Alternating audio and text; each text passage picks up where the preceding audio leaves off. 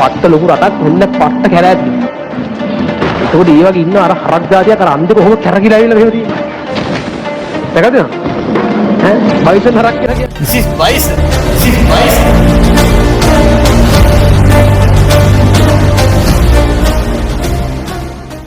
ගිරිල නානු කියලා හිතුනේ මේ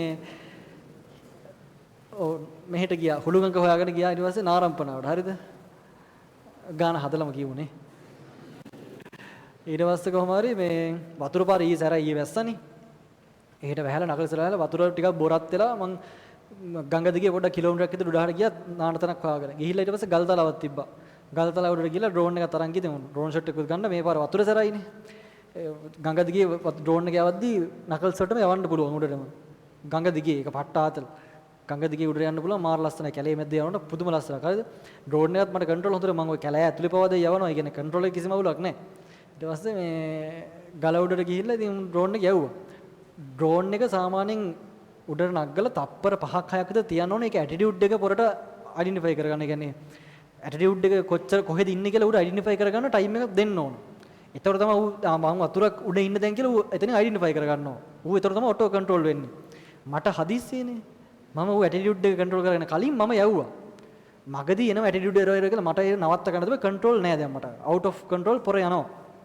ගියා ඉතින් මීටර් 200ක් විතර ගිහිල්ලා මේ අනේ ඉතින් අර වතුර පාර සැරයිනේ ගහක් තිබ්බා ගහක වැදිලා වැටුණා වැටෙනකොට කටු පඳුරක් වගේ එකක් තිබ්බා ඒකෙත් ඇතිලිලා වැටෙන්න එපා කියලා හිතදී නෑ වැටුණා වතුරට ජබුක් ගලවන්න කොළ පාටේ දැන් ඉවරයි ඩ්‍රෝන් එක ඊට පස්සේ ඉතින් මේ දිව්වා කැමරා ටිකත් ඔක්කොම මෙතන දාලා දැන් දිව්වා හරිද යන්න පාරකුත් නෑ ගංගාස දුවන පාලමක් අස්සෙන් දුවන කොහොමද කඩානේ බෙදන ගියා ගිහිල්ලා දැන් වැටිච්ච තැනට මට ඩ්‍රෝන් එකේ වීඩියෝ එක තියෙනවා මම වීඩියෝ කරා ෆෝන් එකකින් මේ වීඩියෝ එක සේව් කරගත්ත ඉක්මනට දැන් ඩ්‍රෝන් එක වතුරට යනවා කියන සිග්නල් නැති වෙනවනේ.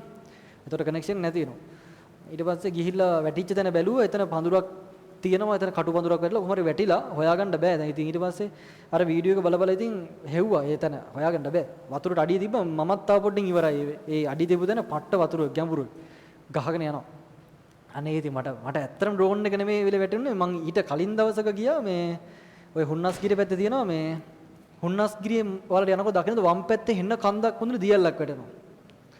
හුන්නස්ගිරිය පාරේ මහියගෙන යනකොට ඔයාලා දැකලා ඇති සමහරට වම් පැත්තේ අර 18 වංගුවේ වංගු ටික හරියේදී ඈත පේනවා ගංගා බඹර ගංගාරෝයේ දියැලි. මං ওই දියැලි වලට ගිහිල්ලා හොඳ සුපිරි ඩ්‍රෝන් ෂොට් එකක් කරන් තමයි මේ ආවේ. ඒකත් අරගෙන තාම සේව් කරගත්තෙත් නැහැ. මට දුක ඒ ක්ලිප් ටික නැති වෙන එකට. හරිද? ඩ්‍රෝන් එකක් නම් ගත්තා කියමුකෝ. අර වීඩියෝ ටික අය ගන්න විදිහක් නැහැ නේ. අය යන්න බෑ. ඊට පස්සේ ඕක අවුලෙන් මං ඉතින් හොයලා බැරිම තැන ඉතින් අය ආවා. එනකොට තව එකපාරක් නිකන් වීඩියෝ එක බැලුවා. නිකම්ම වීඩියෝ එක ප්ලේ කරලා බැලුවා මේ මට ප්‍රශ්නේ දැන් තාම වීඩියෝ එක ප්ලේ වෙනවා. සාමාන්‍යයෙන් වතුරට වැටුණා නම් තප්පර 30ක් වගේ යනකොට ඩිස්කනෙක්ට් වෙනවා සාමාන්‍යයෙන් ඩ්‍රෝන් ඉවර වෙනවනේ. ඩිස්කනෙක්ට් වෙන්නේ මට ඒක එච්චර හිතා ගන්න තරම් ඒ වෙලේ මේකක් තිබ්බේ නැහැ. කොහොම හරි ඩ්‍රෝන් එක වීඩියෝ එක ප්ලේ වෙනවා. මම තව පාරක් පොඩියට හිමීට zoom out කරලා බලද්දි වැදිලා තින්නේ ඉත්තක වැටුණ තැන අර මේ කොහිල වගේ පඳුරු තැනක් තියෙන්නේ. ඒ වැටිච්ච පඳුරු වතුරේ නෙමෙයි තියෙන්නේ. ඒ කියන්නේ වතුරට කොළ පාට තිබ්බට ඒ පඳුර මුල තියෙන්න ඕන ගොඩ. මම ඒත් කමක් නැත එකපාරක් බලන්න කියලා ආපස්සට ගියා. ගිහිල්ලා අයෙත් බලනකොට ඒ පඳුරු ටික තියෙන්නේ ඇත්තටම ගොඩට අඟල් 6ක් විතර මෙහායි. මං ඉවුරු දෙක තව පාරක් යනකොට අනේ මෙන්න ඉන්නවා. මං අරගෙන කිස්සෙක්කුත් දුන්නා. ඔව් අයියෝ මට ඇත්තට වීඩියෝස් ටික ගැන පට්ට වටිනවා. ඒක මම ඒ යන සිද්ධියත් රෙකෝඩ් කරා ඒක මරු වීඩියෝ එකක් වෙයි. මම හිතන්නේ ඒක රියල් මේ සීන් එකක්. හැබැයි තප්පර තව 6ක් වැටුණා නම් හොයන්නවත් හම්බෙන්නේ නැහැ. වතුරට ඔන්න මෙන්න තිබිලා ඉන්නවා. තට්ටක් කැරලා තිබ්බා මම කැරගෙන්නේ නැහැ. කමන්නේ තට්ටු එපා චිප් එකේ තිබ්බා නම් ඒක. හරි. ගාන්ට මේක දැන් ඉඩම් ටික වෙන් කරගන්න.